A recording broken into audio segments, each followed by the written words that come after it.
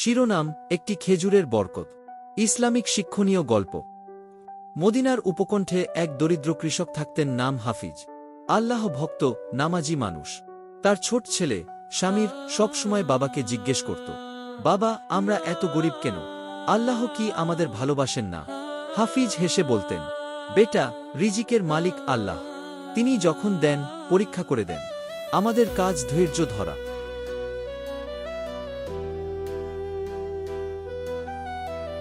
একবার প্রচণ্ড খরার মধ্যে সব জমির ফসল নষ্ট হয়ে যায়। হাফিজের ঘরে শুধু এক থলে খেজুর ছিল। সেই খেজুর নিয়েই রোজা রাখতেন বাবা ছেলে। রমজানের একদিন ইফতারের আগ মুহূর্তে দরজায় একজন ক্ষুধার্ত মুসাফির এসে দাঁড়াল। বলল, ভাই, আমি 3 দিন কিছু খাইনি, যদি একটু খাবার দেন। ছেলে বলল, আমরা তো নিজেরাই খেজুর দিয়ে ইফতার করব, এটা দিলে আমরা কি খাব? কিন্তু হাফিজ বললেন, ছেলে, আমাদের কিছু আছে, ওর তো তাও নেই। আল্লাহর রাসূল সাল্লাল্লাহু আলাইহি ওয়াসাল্লাম বলেছেন, তোমরা তোমাদের মাঝে কেউ পরিপূর্ণ মুমিন হতে পারবে না যতক্ষণ না তোমরা নিজের জন্য যা চাও তা অন্যের জন্য না চাও। হাফিজ মুসাফিরকে খেজুরের থলেটা দিয়ে দিলেন। সেই রাত তারা শুধু পানি খেয়ে ইফতার করলেন।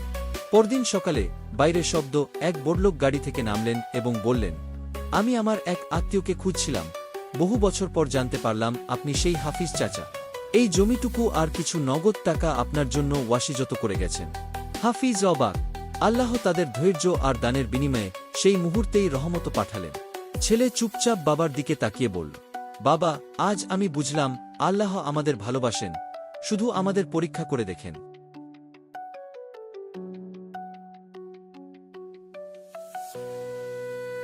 বার্তা, মোরাল: আল্লাহ কখনো কারো দান বা ধৈর্য বৃথা যেতে দেন না।